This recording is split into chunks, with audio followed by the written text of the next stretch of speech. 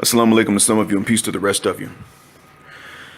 You've already seen the title, so I'll go ahead and get to the point and answer the question.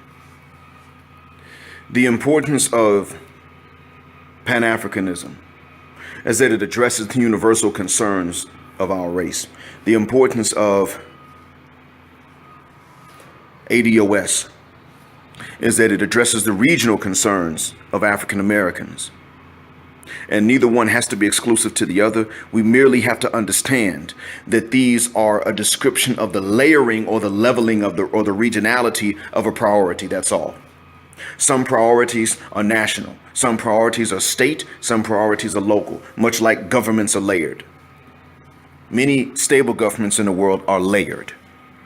And one thing you don't see is white America sitting up arguing as to whether or not we need a federal government or a state government. They layered it. That was the end of it. They layered it. And they kept it as it is. States do some things. The federal government does some other things. And then they share some other responsibilities. End of story. And they don't debate about which one. There's no either or with them. So black folks have to understand that ADOS and CRDOS, Costa Rican descendants of slaves, Jamaican descendants of slaves, other Caribbean descendants of slaves, Brazilian descendants of slaves, Colombian descendants of slaves, Venezuelan descendants of slaves, that these diasporan or continental concerns do not have to be mutually exclusive to Pan-Africanism. It is important that we understand that. If we understand that these are merely descriptions for the leveling or the regionality or the regional scope of a particular priority, then we should be okay. Please, if you don't spread any other part of my message right now, because I don't have a bunch of subscribers and I'm not looking for a bunch, just take the message and spread it.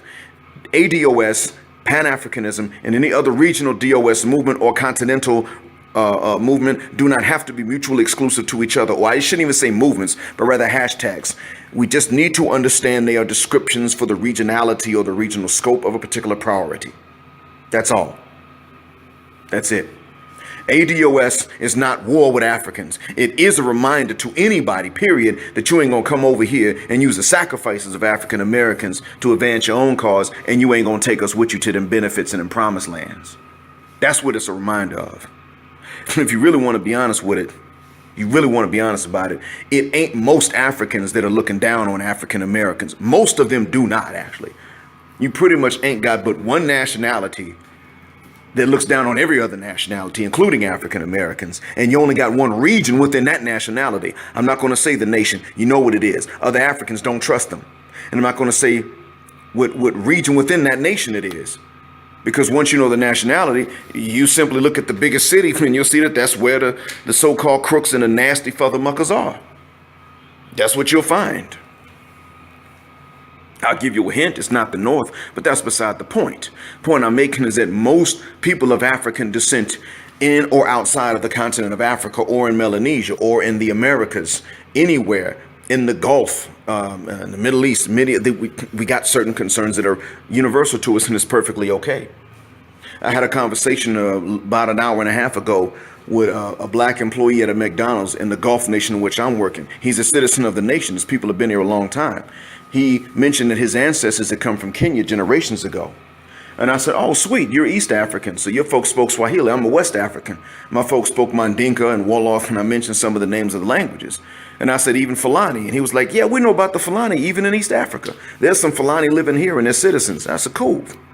The Jordanian jumped in, and the Jordanian said, mashallah, you are original, said this to the Kenyan. And the brother said, I guess I'm original, yeah, but a lot of people here don't even know I'm a citizen. And I said to the brother, man, look, bruh, we were the original people in the Gulf, honestly, in this peninsula. We were the original people. So actually, the Arabs are your grandchildren. That's what the real truth is. The Jordanian agreed, because Jordanians generally are not racist. Ironically, if you want to meet Arabs that are not racist, look at Jordanians. That's the truth of the matter. Most Jordanians know that people started in Africa, and they don't mind it. It's normal. And I had to tell the brother, look, before I leave here today, Give me about 5 minutes and I'm going to teach you some jokes at the expense of whites because I know they got jokes about us. He said, yeah, everywhere you go, people got jokes about us. And I told him exactly. It's universal. Now it's time to flip the script. In my country, we got jokes about white folks too. Y'all don't. I'm going to share them with you. I can translate them into Arabic. He said, all right, cool, excellent. The problem was before he could sit down, my bus was getting ready to leave. So I get to go back and see him sometime in the week and spread it to him again and tell him, look, you still need to know these jokes. Because that's a universal concern. Humor always being directed against black people and considered funny. And humor being considered not humorous when it's directed at whites. That's a universal concern. That's not ADOS. That's not just Africa either. That is race-wide, period. Now, the importance of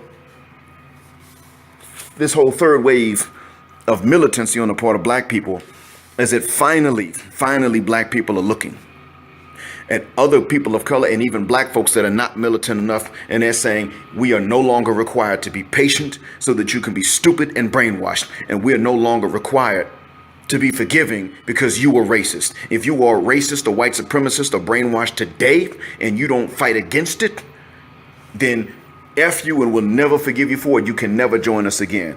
And we'll make sure no statues if you ever go up. Matter of fact, we're going to take down statues of people that were not pro-black enough, like Gandhi. Excellent. That's the importance of it. It's if when we say with one unified voice to the world, not just those with not just ADOS, not just people from the continent of Africa, not just any particular nationality, but when the race looks at the rest of the world and says, look, you little ungrateful bastards, first of all, you are our kids. And the minute you start disrespecting us again in any substantial way beyond a mere opinion, not only will we never honor you, but we will act against you in certain ways. Any statues of you put up, we will tear down. And you dog-eating chink, get out of Africa. You have not shown enough respect for it. F the money you think we owe you. You actually owe us. Siding with the European oppressor against us, coming over here with that BS. Taking advantage of what the Europeans did so you can become the new colonizer. Get the F out of here and don't come back unless it's as a slave. That's the importance of it. Now, this time, the minute that China got started doing what they were doing, we black folks all around the world know what's going on. See, when Europeans did it, we weren't aware. People in the Congo were not aware that folks in Senegal were being colonized and force-fed the same language because the colonizer was different. The Belgians colonized the Congo, but with the French language. Now, the French colonized Senegal with the French language. And they weren't aware of each other until they were already colonized. That's the truth of the matter. Liberians were probably aware of the efforts to colonize Italy, but that's because Ethiopia, but that's because neither Liberia nor Ethiopia were colonized, but every other inch of African soil was a colony, even North Africa. It was a colony of one white man or another. This time with this third wave of militancy going on, the Malcolm's era being the first, the 90s being the second, and this being third. The importance of it is that now we realize from the very beginning that if you are not black and pro-black, we can't trust you. That's the importance of it. We're now coming to understand what is very important. You either us or you ain't. And if it's questionable, then you're either with us and pro us or you ain't. And we're not required to be patient so you can be stupid and racist and brainwashed and have an inferiority complex. It is very important that we understand this. We need to realize this. It is absolutely important that we understand this and realize this. If we do not understand and realize this, then of course the Chinese are going to succeed in what they're doing. If we realize it and we don't frustrate their efforts, they're going to succeed in what we're doing. But fortunately, we have at least understood now what is going on from jump. And we now know we got to look at them dog-eating chinks. And I don't say this because of their DNA. I don't even hate them for that reason. But we now realize we got to look at these folks and we got to tell them. And I'm mostly talking about their government and saying to its government, look, you are one government and we are 54. You want to take our port because of money we couldn't pay? Yeah, we were wrong for borrowing it from you. But I tell you what, we're going to pay back as much as we can. but you don't have our port. You can pay to use the port. We don't mind that, but you don't own the port anymore. No more fishing rights. The contracts are null and void because they have to be. But this time also, we're going to have to understand in this third wave of black militancy that them governments sold us out. We got to throw them out too and say, no, that debt is null and void. You gave up fishing rights. Do we have fishing rights in China? Did we tell you to do this?